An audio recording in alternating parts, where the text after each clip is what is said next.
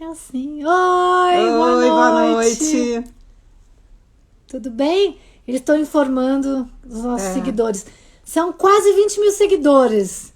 Vamos lá! galera, Micheline, oi Priscila, deve ser Priscila, Pri Camargo ou Priscila. Pri, Lucas, Lucas, Clara. Cláudio, ó, todo mundo entrando. Aê! Obrigada, Você pensou um gente. dia que tiver assim, sei lá, uns 1.000 assistindo? A Gente, gente vai se sentir tão eu famosa. acho que eu vou me sentir uma influencer. Eu não, só vou me sentir famosa porque não sou dessa praia. Influencer. Não Depois que você sou tem. dessa Pra praia. você ter 1.000, assim, seguidores, acho que tem que ter. No live, assim, acho que você tem que ter, sei lá, 1 milhão de Beijo, seguidores. Pri! Ai, Gabi, Graziella. Graziella. A gente vai esperar mais 2 minutos para chamar a Ô, Micheline. Natália! Oi, Oi, tudo Natália! bem? Ai, Natália que já esteve aqui no lugar da gostoso. Micheline. Já esteve aqui, já autografou muitos livros, né, Natália? E esse aqui tá autografado pela Micheline, ó. Olha, gente, escuta o som do rugido da onça. Não é? Mas você sabe que eu tava fazendo yoga ontem, aí Acho foi um que exercício a desse. onça entrou. Peraí, vamos lá. Ah, ali, ó, onça. A Braulia, a Oi, Braulia. Oi, Bráulia! Braulia! Oiê! Olá, Oi, Ai, Micheline! a gente já estava aqui rugindo, as onças. Tudo bom? tudo bem, gente? Meninas, é, os cachorros de um grande amigo Eu nosso vi! fugiram. Eu Eu, vi! ele não tem rede social, ele me ligou arrasado. Eu coloquei nos grupos, em 15 minutos encontraram os cachorros, mas eu fiquei de perna bamba.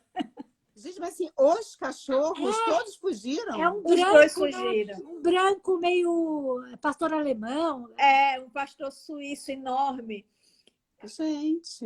Eu vi, parceiro para o acabei, crime. Eles, acabei de ver. eles Ah, mas mudaram é. da Cantareira ontem para cá. Ah, E entendi. Que numa doideira. bobeira, os dois parceiros fugiram. Mas enfim, estão em casa, já estão bem. Encontraram. Sim. Ainda bem, ainda bem. Chegaram na cidade grande, né? Resolveram É, fugir. os É, dá caipirinhas, vontade de fugir mesmo, né? Quando a gente chega em cidade fugir para o grande. mato. É, total. A gente é as onças, né? Virar onça de uma vez. Ô, Micheline, muito obrigada por aceitar esse Obrigada. outro convite aqui da gente, né? Na semana passada, a Micheline, quem não Passada sabe, não, acho que foi antes. semana passada, Retrasada. não, foi semana Ah, passada. Ela veio aqui, assinou alguns livros, autografou alguns livros, então a gente tem livros autografados da Micheline aqui na Mandarina. E agora a gente vai bater um papo com ela sobre esse livro maravilhoso que ela o som escreveu, do rugido da onça. O Som do Rugido da Onça, que é o quinto livro, né, Micheline, da sua É o carreira. quarto livro, né? Na verdade, acho que é o 10º da minha carreira. Ué, a gente tá com a Ué! informação totalmente errada? É, Então tem que atualizar o seu Wikipedia. é o quinto romance, Ah, mas é o 10º livro, eu acho que é o 10º era livro. poesia antes, né? Sim, sim. Sim. Concomitante. Tá. Concomitante. Bom, então A pessoa, como vocês veem, produz muito, né? muito. Vamos apresentar, né, Sim, por Micheline. favor. Bom, pernambucana, escritora, mestre em literatura e crítica literária, doutora em comunicação e semiótica pela PUC São Paulo, poeta, pesquisadora. E acho que, além disso tudo, é uma mulher que a gente gostou muito de conhecer, veio aqui na Mandarina. Tem o ao vivo, a gente fez um ao vivo com a autora. Se vocês quiserem ouvir, tá, ela está falando sobre a obra, está aqui também no Instagram. E eu já vou começar, tá Pode bom? começar. Eu amei seu livro, parabéns, me mexeu muito comigo. Eu tenho um monte de coisa anotada, porque eu fui anotando várias coisas. Mas, assim, primeira coisa que me chamou a atenção, né, que tem a ver com a voz que você dá. para os personagens e quais corpos, quais vozes importam, né? Como são retratados na literatura. E você traz, assim, você empresta a sua voz para narrar como são retratados na literatura os indígenas e como o que aconteceu, essa história que quem teve a sua voz arrancada, que acho que você fala disso, e isso ficou muito forte em mim, e recontar,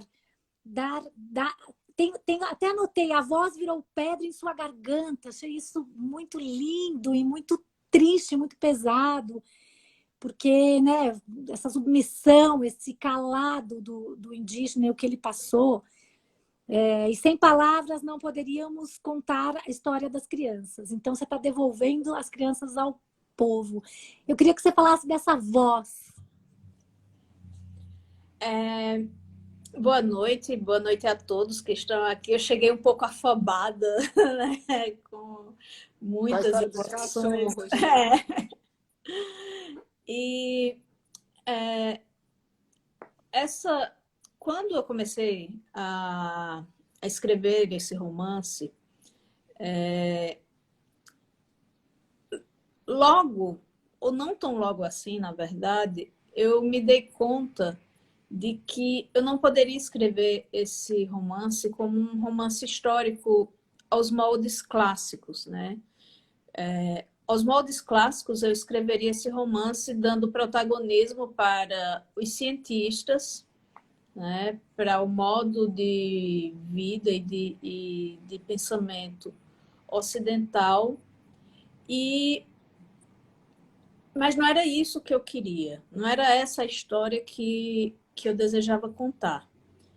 Então, ao escolher contar a história das crianças que foram arrancadas de sua terra, de suas famílias, de sua cultura, eu fiz também uma opção pelo caminho mais árduo, porque como crianças do século XIX, crianças indígenas do século XIX, que não tinham um modo efetivo de se comunicar com esse mundo ocidental, nem pela fala, nem pelo corpo e nem pelos costumes, eu me vi diante de um problema. A minha narradora, a Inhê, ela é uma menina indígena do povo Miranha, que isso eu venho repetindo em alguns encontros, que não falava o português, não falava a língua geral, o Nhangatu, muito menos o alemão. E também não falava alemão. Há indícios que talvez eles tentaram ensinar o alemão para as crianças, mas não houve tempo. De modo que são crianças extremamente e radicalmente silenciadas. E como é que você, como escritor, se aproxima desses personagens que foram tão arrancados de si mesmos, né? Então, esse foi o grande problema, eu acho, que perpassou a escrita do romance. Então, em algum momento do livro, eu coloco que... Eu coloco não, né? Quem coloca é o narrador, a narradora, que só é possível contar essa história pela língua dos sequestradores, né? E a língua não se trata exatamente da língua portuguesa apenas, mas a língua como um artefato de vários signos e vários significados. Então, é também uma história sobre a linguagem, é também uma história sobre a comunicação, sobre o rompimento da linguagem, da língua, e de como é possível, ou não sei se possível, mas talvez imperfeitamente possível refazer esses pontos e pontes quebradas. Não sei se eu respondi a tua pergunta. Sim, Não, sim, respondeu sim, total, total. total. E talvez por isso, até, Micheline, eu acho que também tem sua formação de historiadora. O livro, para quem ainda não leu, tem muitos documentos, entre aspas, né? Você pega muito da escrita dos diários desses cientistas da época, mistura com a sua narrativa, o que enriquece muito o livro. E, como você falou, não tinha nenhum registro dessas crianças, obviamente, né? Delas próprias não tinham. E acabou que você deu voz aqui, né? Nesse livro. E isso é muito bonito. E como é que foi, aí, pegando esse gancho, misturar esse... Você já é uma escritora, você tem a formação de historiadora, e como é que foi fazer esse livro com esses registros históricos, né? Misturando essas narrativas. Me lembrou muito duas coisas quando eu li o livro. Eu não sei se você leu o livro do Julian Fuchs, que é o A Ocupação. Eu li o seu livro pensando, principalmente quando entra a parte da Josefa ali, eu li muito pensando no Julian e no Sanders, no Lincoln no Limbo. Não sei se você leu.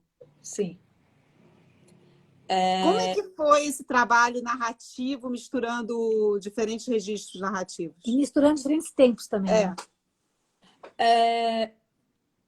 Eu não li o livro do Julian, ainda não li A Ocupação. Eu li o livro anterior dele, que é A A Resistência. resistência. Mas eu acho que alguns autores foram muito importantes para mim durante a feitura desse livro. Um deles foi o Sanders, né, o Lincoln no Limbo. A forma como ele trata o documento é uma forma que me interessa muito, né? E é curioso porque quando eu li o Lincoln no Limbo, eu estava na metade da feitura do livro, né? Não foi um livro que eu li antes, né? Então me fez ver primeiro que eu estava num caminho que era um caminho no qual eu poderia prosperar, no qual a narrativa poderia prosperar, porque eu tive muitas dúvidas, né? A esse respeito. Se eu fazia essa inserção desses documentos dentro da narrativa e como eu faria. Em alguns momentos, essa é bem evidente, né, que é um documento. E em outros momentos, não. Há um longo trecho de uma fala do Márcios que é retirada completamente do Viagem pelo Brasil, né? Mas não está como citação. Então, é como fazer uma coxa de retalhos, né? Às vezes a costura fica evidente, às vezes não. E um outro autor que também foi muito importante, menos uma obra, mas mais a sua trajetória, as obras sim também, mas a sua trajetória de uma maneira geral é o Sebald, né? Que tem um trato muito interessante sobre memória e persistência, né? Você me perguntou, alguma das duas, não vou lembrar qual, me perguntou sobre o tempo, né? A questão do tempo. No meu primeiro romance, que é o Nossa Teresa, Vida e Morte de uma Santa Suicida, eu comecei não é um experimento, é uma coisa na qual eu acredito, né? E que eu já experimentei ali e venho experimentando nos meus romances, né? Tanto no Nossa Teresa, depois nos 3 romances da trilogia Infernal, e acho que se aprofunda no Som do Rugido da Onça, que é uma questão de uma não sincronicidade do tempo, mas de um tempo que é circular e que contamina, né? Que é contaminante. Né? Então, particularmente, eu não acredito em presente, passado e futuro como coisas separadas. Né? Isso não apenas no sentido filosófico, como no sentido prático. Né? O passado ele está sempre se atualizando e o futuro ele dá indícios nesse presente em que a gente vive. Então, eu acho que as coisas são realmente muito, muito misturadas, só que o modo de pensamento ocidental não dá conta, né, de explicar essa simultaneidade dos tempos e nem dá conta muito de vivê-lo. O Ocidente é muito limitado, né, no seu pensamento cartesiano. Então, eu venho fazendo esses experimentos de um modo que o leitor não seja, que o leitor seja instigado a perceber isso, né? E que às vezes leve um susto, que diz, ué, eu estou aqui nessa leitura, mas não estava no século XIX, agora já está no século XXI. Opa, mas está agora no século XX, o que é isso? Né? Para dar um pouco conta desse ruído, né? Dessa fricção. Eu vou só me virar um pouquinho aqui, porque eu perdi o meu copo de água. Eu não lembro onde eu achei. Tranquilo. Esse projeto narrativo é próprio seu, né? Da simultaneidade do tempo, do presente e do passado e futuro se misturar. Eu particularmente, me interessa muito isso, que eu acho que essa costura que você faz, uma coisa na outra, e que inclusive tem os fatos jornalísticos, né, que você coloca no final, isso me instiga muito como leitora. Por isso que eu disse que eu fiquei procurando muitas vezes, fui atrás da informação, né, porque essa vai entrando, as histórias das crianças vão entrando, a história das crianças indo para fora do Brasil, mas daí o Brasil, depois vem o estrangeiro, então eu acho esse seu projeto narrativo especialmente fluido, assim, né? Eu não sei eu tenho dúvida, eu gosto muito, eu tenho dúvida da palavra fluido. Eu acho que tem uma construção muito interessante para o leitor fazer a gente parar e ficar pensando. E faz isso que você fez. Você para e vai ver na internet. Você interrompe sua leitura para ver na internet. Mas eu sinto os tempos se misturando, então flui. Nesse sentido, sim. Nesse aqui sentido. a gente está discutindo seu livro. Não, a gente está debatendo sobre o seu livro. Nesse sentido, mas assim, eu acho interessante que quando tem essas quebras, que você para e vai ver, você está puxando o leitor está construindo junto com você, de certa forma, né? Mas é essa congregação do tempo aqui que flui, né? E aí eu queria fazer a pergunta, que tipo, a gente está com o livro pronto aqui, a gente leu, super fácil ler, legal. E fazer isso, Micheline? Porque deve ser muito difícil, porque você tem um trabalho de pesquisa, você tem um trabalho de construção narrativa, de verossimilhança com a realidade mesmo do que aconteceu, mas ao mesmo tempo é ficção, não precisa ser tão presa à realidade. Como é que foi esse processo da escrita? Aí você pode contar também quanto tempo levou, todos os dados que acho que todo mundo quer saber também. Eu comecei a escrever esse livro em 2016 e eu terminei no final de... Terminei em termos, né? Eu terminei no sentido de que eu tinha a história pronta, mas coloquei ela na gaveta para apurar, né? Final de 2019. Em 2020, não, minto, em começo de 2019, final de 2018, comecinho de 2019. Em 2019, eu ainda mexi nele em vários momentos e ano passado, já com a editora, eu ainda fiz alguns ajustes. Se deixar, eu nunca paro de fazer mudar, né? ajuste.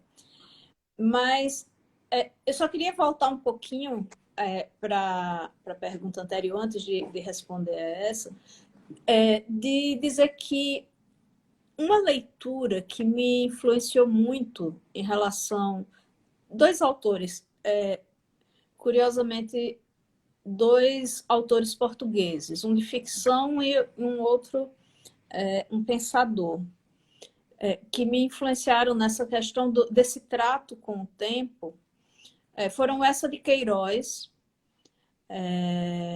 Na Ilustre Casa de Ramírez, que é um livro que eu absolutamente sou apaixonada, em que ele trata o episódio histórico e o episódio pessoal de uma forma muito entrelaçada, né?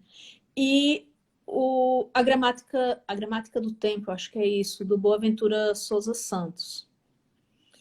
Agora, voltando para... É que eu queria fazer essa relação. São dois autores dos quais eu gosto bastante. Embora eu tenha uma superstição em relação ao essa, e eu nunca li os Maias, porque quando eu era muito jovem, eu disse, antes de morrer, eu vou ler os Maias, porque é um calhamaço, né? Aí isso acabou virando uma coisa de que quando eu ler os Maias, eu vou morrer. Então eu estou adiando assim ao máximo. Acho que eu vou ler os Maias quando eu estiver bem velhinha, já de saco cheio de tudo. Aí eu começo a ler os Maias. Você pode mudar, você pode falar, agora, antes de morrer, eu vou ler X. Então, você pode mudar a fala. Mas a mente maluca não funciona assim. Entendi. Tá. Você me perguntou como foi escrever, né, o livro. Eu já contei em alguns encontros que essa história me pegou numa exposição, né? Eu encontrei os retratos das crianças e esse encontro me causou um grande impacto. E naquele dia mesmo, quando eu voltei para casa, eu já estava obcecada pela história delas. E eu sou obsessiva. Quando alguma coisa me pega, eu vou a fundo, eu vou procurar, eu quero saber. E eu não encontrava muita coisa, né, sobre elas. E passaram semanas e passaram os meses e eu cutucando, né, procurando saber mais e volta e meia me vinha a imagem deles. Eu voltei várias vezes, inúmeras vezes à exposição, antes, durante e depois da escrita do livro. E quando eu percebi que eu não iria encontrar muito material, né, ou pelo menos o material que eu desejava encontrar, que eu sonhava, eu queria entender a fundo aquilo, foi quando eu percebi que eu precisava escrever essa história. E, e foi, assim,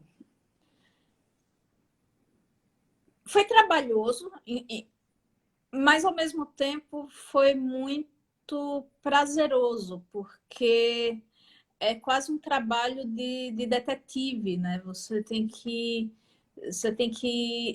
se enfiar nos lugares, você tem que meter a cara nos livros. E para vocês terem uma ideia, eu tinha lido, uma amiga que mora em Munique me mandou um material de um grupo de estudos decolonial, e eu sabia, por conta desse material, que a rainha Frederica tinha tomado as crianças sob sua proteção, e que ela escreveu uma carta para a mãe sobre as crianças. Então, isso me levou para a biografia da rainha Frederica. Mas, assim, encontrava coisas na internet. Aí encontrei um livro alemão sobre as rainhas da Baviera. Eu não leio alemão. Aí eu comprei o livro e comecei a traduzir o livro imperfeitamente com o Google Tradutor. E foi com essa tradução canhestra que eu descobri que a filha dela, a caçula dela, morreu semanas depois que as crianças chegaram um mês depois que as crianças chegaram em Munique. A filha caçula, que era a queridinha de todos, faleceu. Então, tive acesso nessa biografia a trechos das cartas que ela enviou para a mãe falando das crianças. Então, essa minha amiga de Munique, que mora em Munique, é brasileira, mora em Munique, me mandou algum material que foi muito importante também.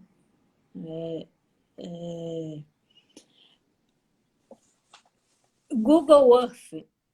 Fiz vários passeios a Munique pelo Google Earth. Fiz também pelo YouTube com alguém de bicicleta que vai fazendo um trajeto. Que legal isso! Então, assim, a pesquisa ela foi tendo tentáculos muito, muito interessantes. E a ayahuasca. Você tomou, né? Eu tomei, eu nunca havia tomado, e em determinado ponto eu não sentia verdade no que eu estava escrevendo, né? No que a narradora estava dizendo. E eu acreditar. Eu tenho uma imagem dessa época que parecia que eu estava na floresta, né? E que eu tentava me aproximar e ela escapava. Era uma imagem muito recorrente, que sempre que eu achava que ia conseguir com que minha escrita alcançasse essa narradora, ela parecia que me escapava pelos dedos. E eu participo de um grupo de pesquisa na PUC, na semiótica da PUC, e nesse meio tempo eu estava, não só naquele tempo, como ainda agora, interessada na pesquisa sobre plantas, né, sobre as relações sociais das plantas. E eu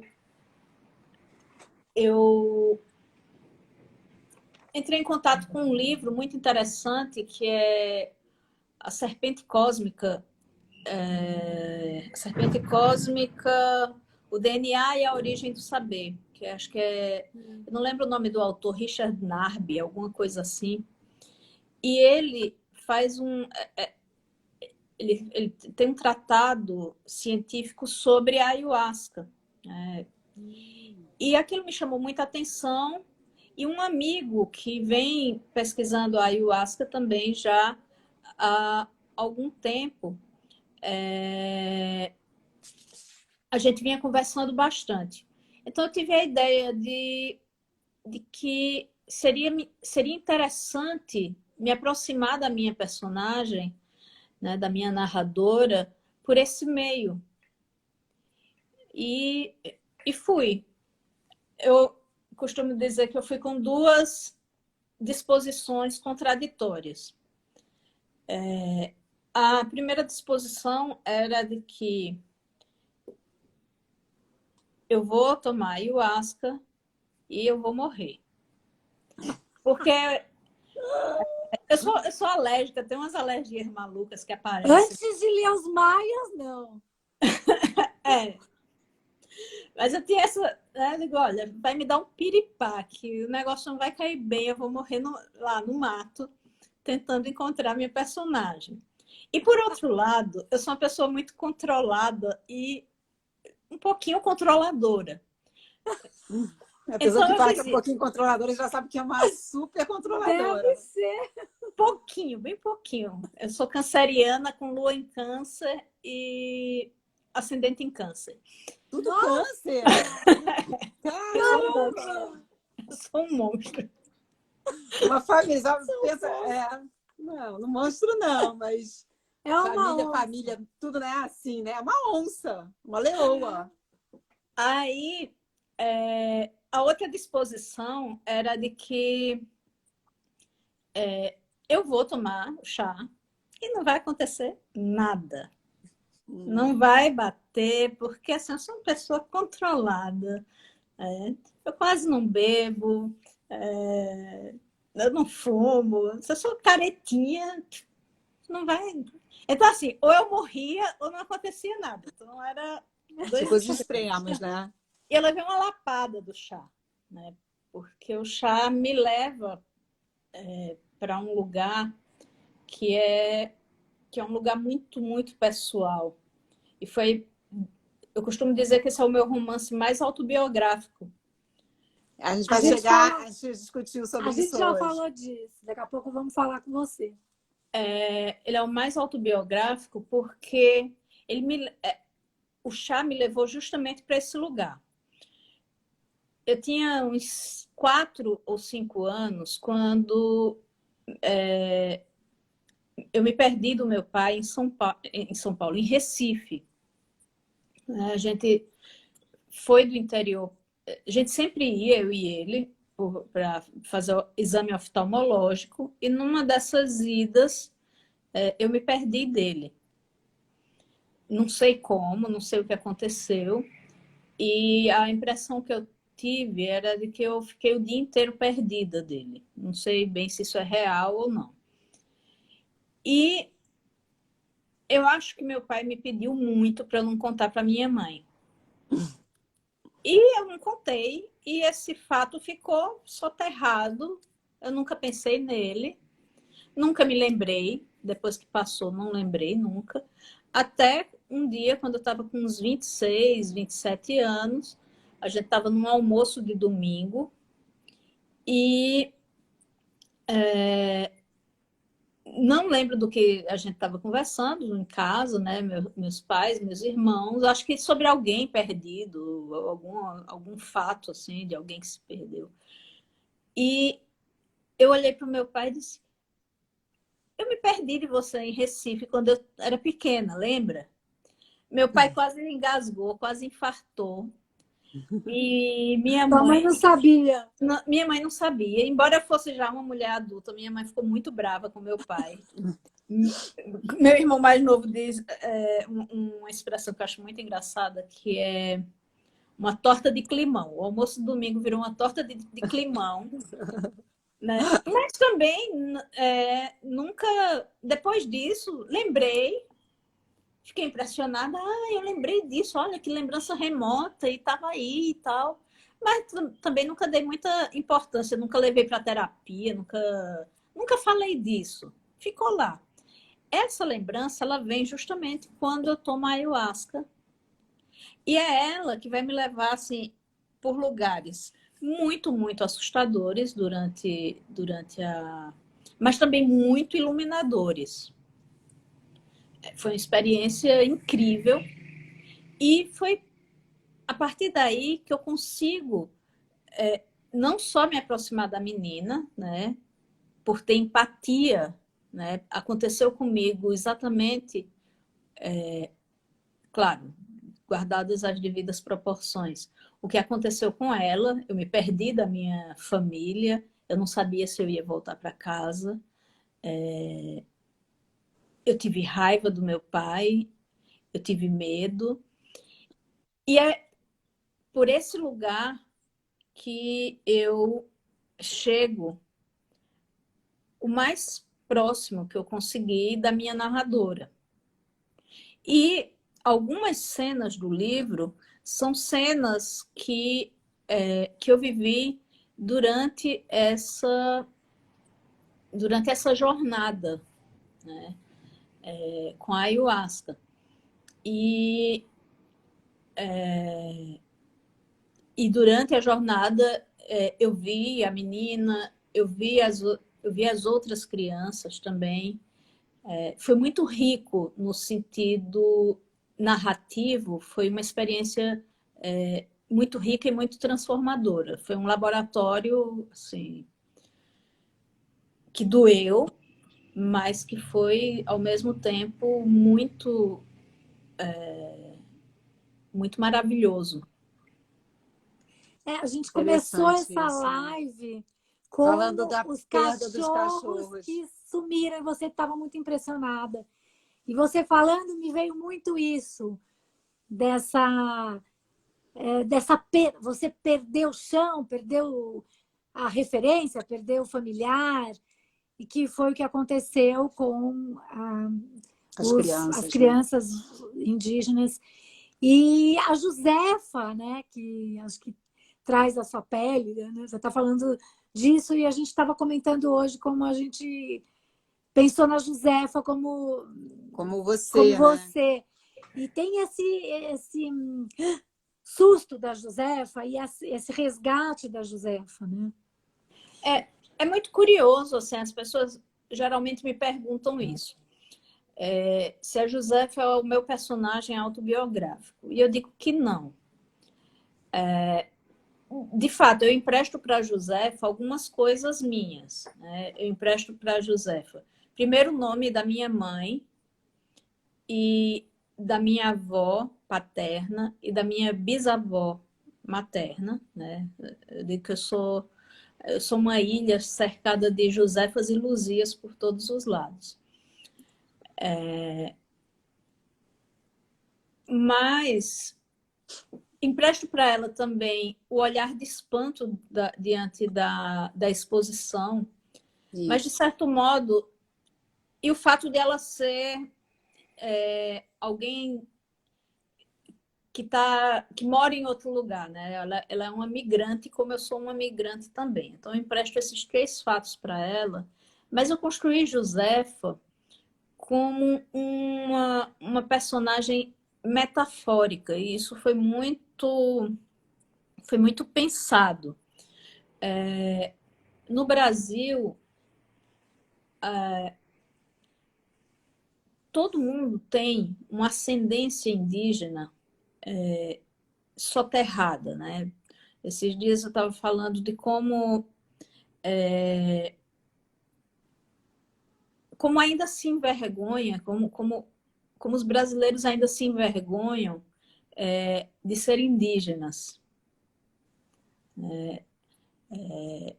Talvez porque a gente tenha crescido com a propaganda ideológica de que os indígenas eram indolentes, né? Até o vice-presidente disse isso durante a campanha, né, presidencial, de que os indígenas não serviam para o trabalho, e nisso a gente emula uma noção de calvinista, né, de glorificação do trabalho, né, Total. de um certo tipo de trabalho.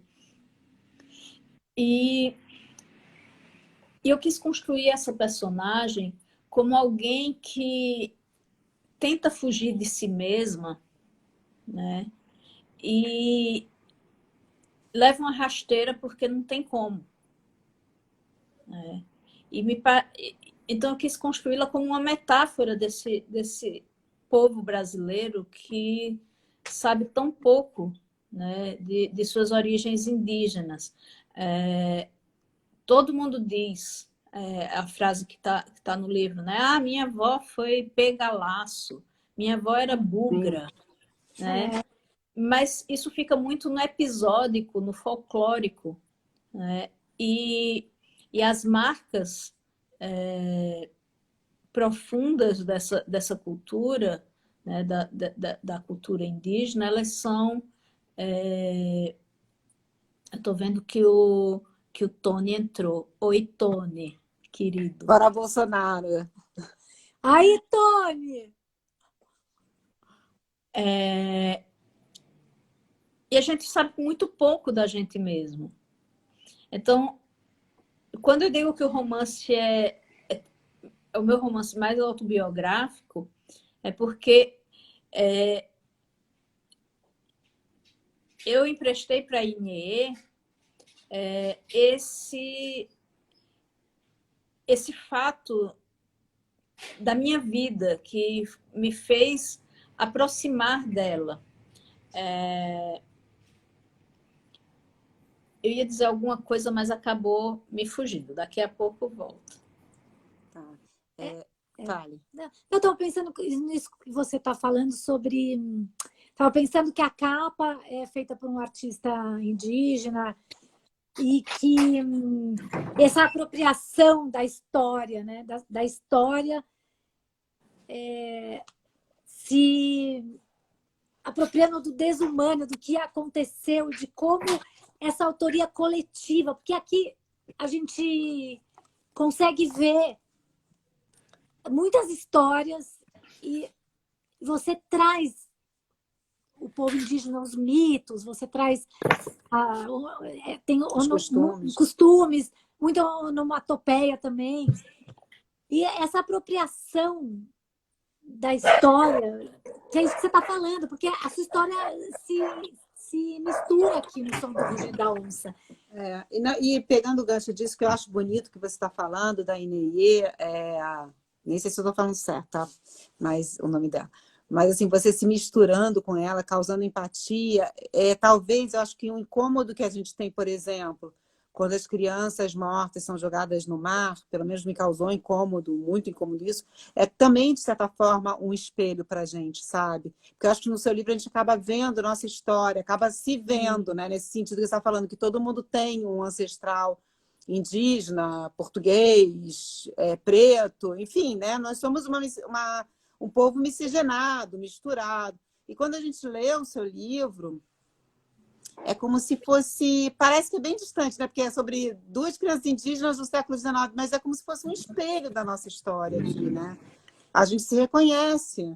Presas e exibidas lá fora, né? E essas crianças que morreram no caminho. Imagina você pegar uma criança, tirar de um país tropical, todo mundo que andava, né, nu, né, num costume X, comendo uma comida X, você bota dentro de um navio que mesmo o europeu já morria, né? Para levar para a Alemanha, naquele frio horroroso. Como a Michelle falou, ninguém falava nada de língua nenhuma. E é isso. Isso me causou um incômodo assim, horroroso. Mas eu acho que esse incômodo é porque eu me reconheço nessa história. Né? É a história dos meus antepassados, é a história dos nossos antepassados. E a gente se apropria, né? Também. Acho que tem uma apropriação. É isso. Não sei se você concorda com isso, assim, mas assim, eu estou falando a partir do que você está falando e do que a gente leu, né? E a gente pensa nesse sentido do antepassado, mas a gente pode vir mais para perto também. Em 2019, quando esse governo assumiu, né, um dos primeiros escândalos foi justamente da ministra Damares tendo roubado tirado uma criança indígena de sua família. Então, é uma história que ela não está no passado. Não, verdade. O Krenak, na live de lançamento que a gente fez na companhia, Krenak disse, crianças Krenak também foram levadas, né, também foram roubadas. Né? Essa instituição, né, que é uma instituição que ainda existe, muito forte, é uma instituição silenciosa que é de pegar uma criança para criar. O que é pegar uma criança para criar? Pegar uma criança para criar é escravizar uma criança. É levar uma criança para sua casa para que ela seja feita de doméstica, né? No caso das crianças do livro, eram exibição, brinquedo, Sim. né? É uma objetificação máxima desses corpos indígenas, né? E dos corpos negros, né? E dos corpos pobres. Sim. Não, total. E objetivação também naquela parte que a gente vai falar spoiler aqui, deixa eu pensar. Não faz spoiler. Não, mas a Micheline já falou que a criança morre, tudo bem. Né? Você já falou. Foi Então, assim, sequestro mesmo. é porque depois que morreu, ainda tem a coisa do... Serviu para a ciência, né? Na essa época. exibição, né? Que ela tava exibição e cortaram o corpo para ver por dentro. Aqui, só vamos falar, aqui tem algumas pessoas falou. falando. A linguagem é ela mesma, uma personagem que se apresenta mutável e agregadora dos sentidos e sentires do universo indígena. A gente fala um pouquinho sobre isso também, Sim. Tony, já aqui. Esse sequestro infantil continua, essa história da Maris é citada no romance. Então, eu ia falar disso.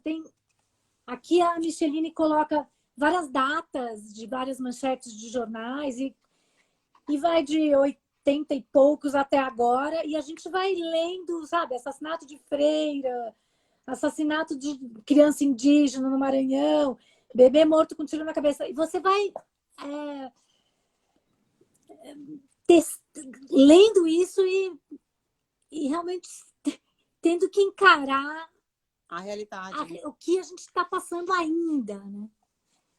Que isso ainda acontece. Então, é muito importante, eu não sei se a gente chama de literatura política, mas, enfim, é muito importante, é essencial as pessoas lerem o livro da Micheline, porque somos nós as onças rugindo. E, nesse sentido, eu também vejo muito uma metamorfose, né? Quando a Josefa quer se metamorfosear, e a gente sente muito isso, de querer, no final, rugir e virar onça e atacar, porque a gente está sendo atacado. E é importante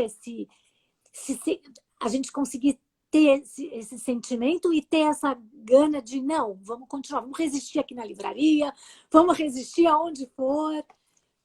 Por fora Bolsonaro, que o Tony botou. Mas, Micheline, disse que a Dani falou... É legal, porque assim, essa coisa do papel da literatura, né? Como você vê isso. O papel da literatura, como você vê isso. Porque talvez quando você começou esse livro, você contou que foi a partir de uma exposição, imagino que tenha sido no Itaú Cultural, aqui na Paulista, na Brasilianas, que tem lá.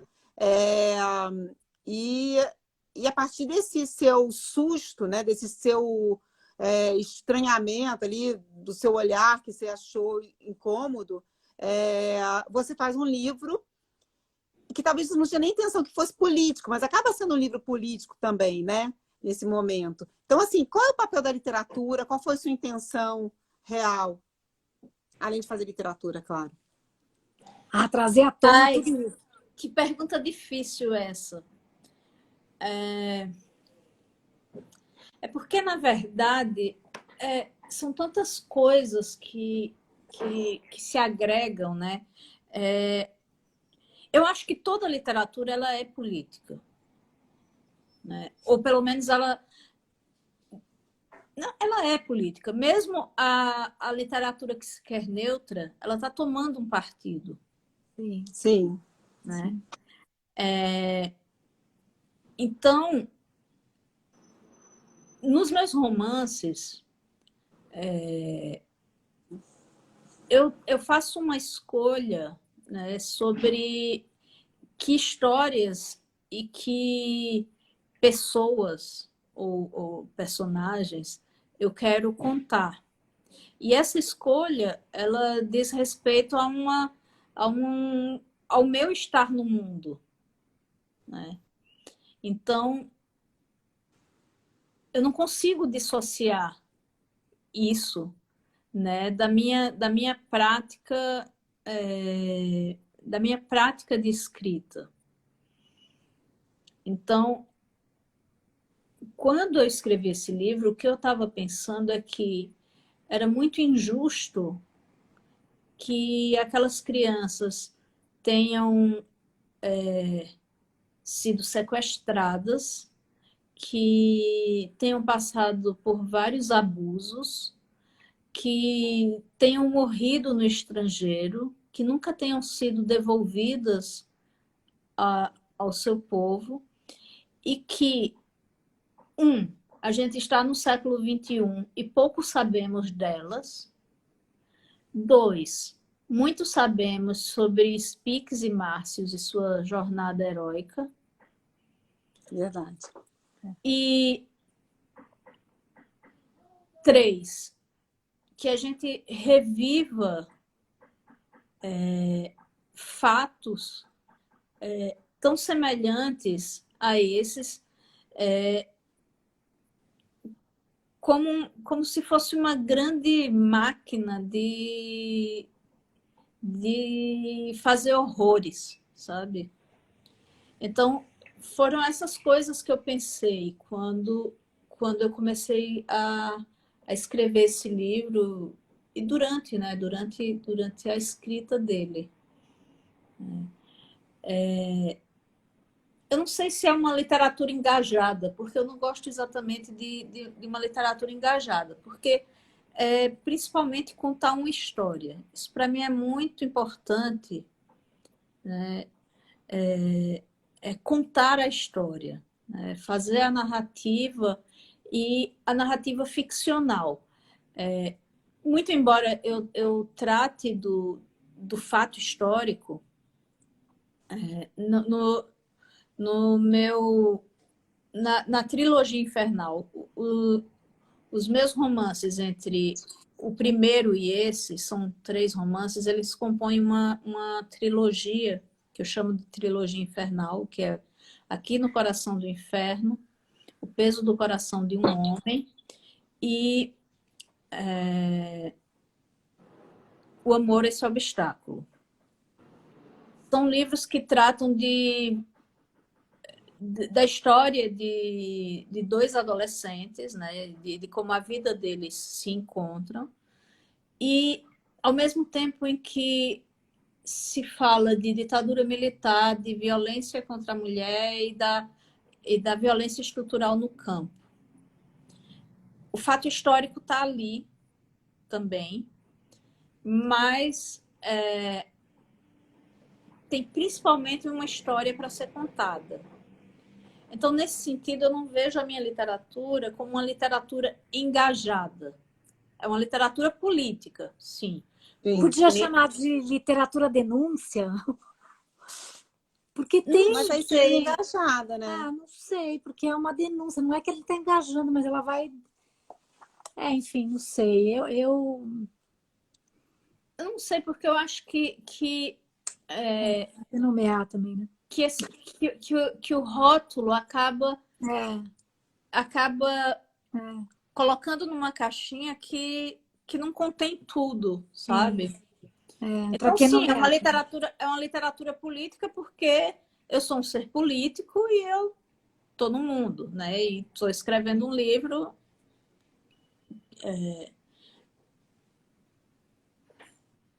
Mas tem uma história ali.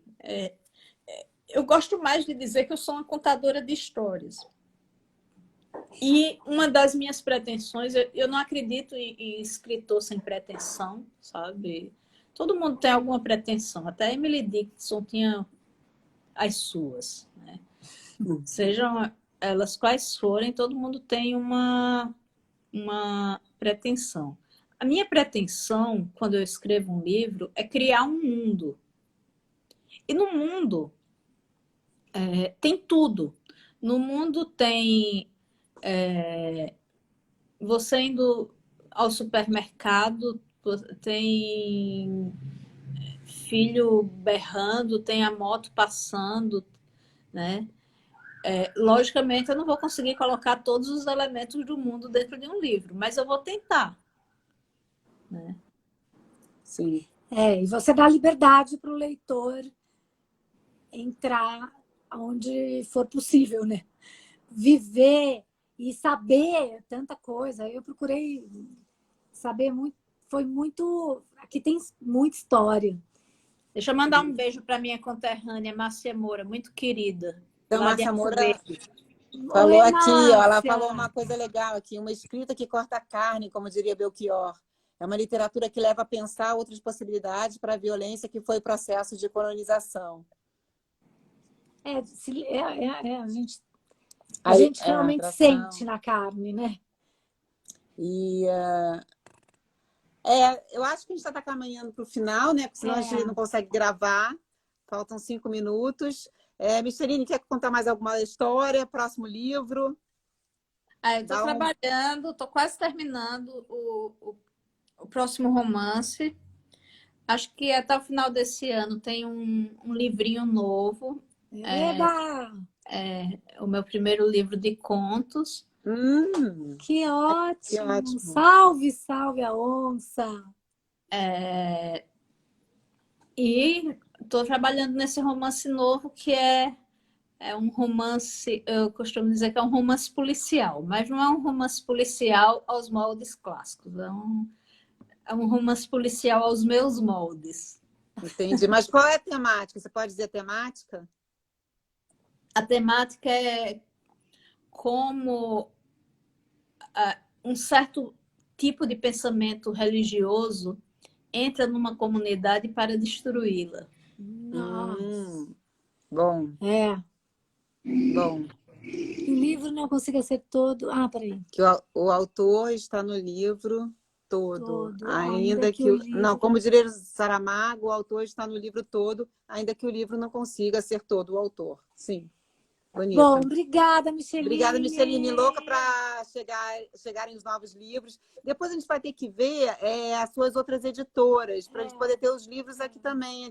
Eu fiquei muito curiosa de ler o Tereza, de ler os outros livros. Tereza ganhou em 2015, né? O prêmio São Paulo, né? O prêmio São Paulo, parabéns. E a gente, olha, o livro da Micheline, O Som do Rugir da Onça, você está aqui na Mandarina, autografado por ela, tem vários autografados. Autografados. E a gente vai tirar uma foto agora, porque legal. Que a gente não tirou ainda. Peraí, acho que é aqui, né? Eu nunca sei. Foi, deu certo. Ui, nossa, derrubei. Ô, Micheline, mas depois eu vou ver as editoras para a gente ter aqui. O problema da Tereza é que é da Patuá, né? Sim. E aí o Eduardo não gosta muito de livro na livraria. O Eduardo não curte muito livraria. Tô brincando. Brincadeira, não, mas é porque assim, é mais difícil de conseguir consignar ou comprar até os livros lá para a gente vender aqui. Mas a gente dá um jeito. A gente dá um jeito. Os meus outros livros, livros de poesia, estão com a Martelo Editorial, com o Miguel Jubé. O Miguel é um fofo. O Edu também é um fofo. Pedir. Não, o Edu é ótimo. A gente fica brincando, assim, sempre com todos os autores. Mas ele sabe, a gente brinca assim, o Edu quer a gente. Ele sabe tem essa dificuldade, mas a gente dá um jeito, sim. Eu queria agradecer muito a vocês. Obrigada a você, Micheline. Obrigada. Foi um grande prazer estar na Livraria Mandarina. Foi dos meus... Acho meu primeiro passeio a uma livraria depois da pandemia. Então, eu estava... Nossa, parecia que tinha aberto a porteira. Sim, então deu para perceber. A Micheline chegou aqui assim, nossa, que mundo novo. Até escolher um livro juvenil para depois pesquisar. A Madame Mizu. Foi sim. E esse encontro tão bacana de hoje, com tantas pessoas queridas, não consegui ler todas as mensagens que passaram, mas quero muito agradecer a quem esteve, quem está com a gente agora. Eu sempre digo isso, que a gente está falando de literatura, sabe? Numa noite como essa, é um ato de resistência e de insurgência. Eu sempre friso isso. E é isso. Resistiremos, rugiremos, onçaremos. Sempre. Uau! É. Ó, gente, só uma coisa. Semana que vem a gente vai ter clube de leitura. Dia 30 é o clube de leitura. Clube de leitura. Quem quiser participar, só mandar para contato @livrariamandarina.com.br. É de graça, com a nossa querida mediadora Paloma Franca Amorim. E vamos falar mais sobre o som do rugido da onça. Vem, inscrevam-se, a gente está esperando vocês. Eu mando o link para você. Deixa eu só dizer uma coisinha. Sei que tem um minutinho. No dia 30, eu vou estar com 2 turmas de 7º ano falando sobre o som do rugido da onça. Eu estou animadíssima. Que legal! Que dia lindo! Vai ser uma noite Vai ser a noite da onça. O rugido da onça A por noite toda da parte. onça. Louca Gente, para um estar com beijo. essas crianças. Obrigada. Beijo. Tchau, Obrigada, querida. Micheline. Apareça. Faz aí para fazer direito. Beijão. Vamos gravar.